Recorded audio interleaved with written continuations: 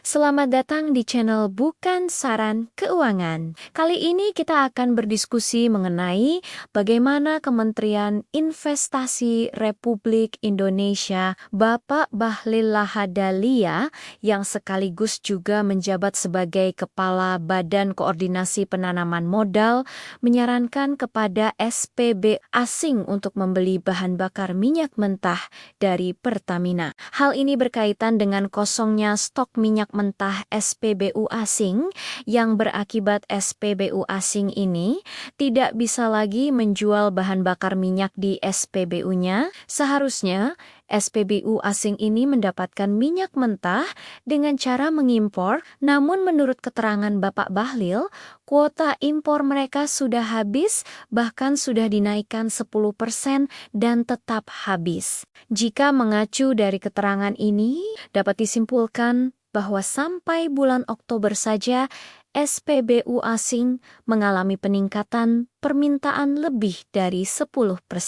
Dan sebenarnya lebih lagi jika kita memiliki stok untuk dijual. Kalau asumsinya demand-nya sama, itu artinya Pertamina mengalami penurunan lebih dari 10% penjualan di tahun ini. Oke, kita kembali dulu kepada anjuran dari Pak Bahlil agar SPBU asing membeli minyak mentah melalui Pertamina. Awalnya tentu langkah ini diharapkan dapat memberi keuntungan kepada Pertamina, namun malang tak dapat ditolak untung, tak dapat diraih. Bahwa kejadian berikutnya, di mana ketiga SPBU asing tersebut menolak dengan berat hati dan dengan sangat terpaksa. Yang jadi blunder adalah alasan penolakan dari ketiga SPBU asing tersebut, di mana mereka menolak bahan bakar minyak dasar tersebut, sebab tidak sesuai dengan standar mereka. Apakah ini artinya standar Pertamina lebih buruk dari mereka? Tidak perlu orang jenius untuk menjawab pertanyaan tersebut. Kalau diamati,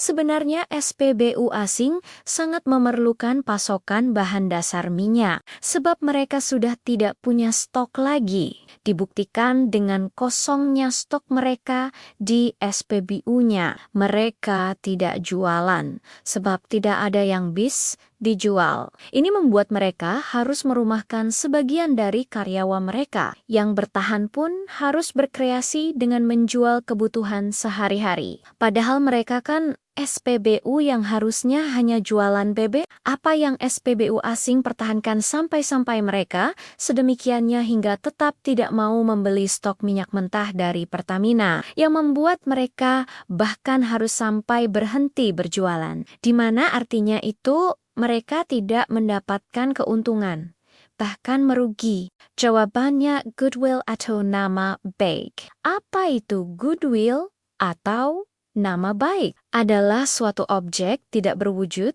yang menyebabkan pihak lain percaya pada pihak yang memiliki goodwill yang baik. Orang tua zaman dahulu selalu berkata, "Kita boleh miskin, tapi nama kita tidak boleh rusak." Apa yang mereka katakan itu mencerminkan dengan tepat apa yang dimaksud dengan goodwill. Tidak bermaksud mendiskreditkan pihak manapun, tapi setelah rangkaian kejadian yang ada, di mata masyarakat menilai bahwa kualitas BBM dari SPBU asing ada di atas kualitas BBM Pertamina, ditambah lagi setelah kejadian penolakan SPBU asing terhadap minyak mentah dari Pertamina yang dianggap tidak memenuhi standar mereka. Hal ini membuat masyarakat Indonesia semakin yakin bahwa kualitas SPBU asing memang lebih baik dari kualitas SPBU Pertamina, dan mereka melakukan semuanya untuk menjaga kualitas tersebut dan untuk menjaga kepercayaan dari konsumen mereka. Tentunya bukan saran keuangan berharap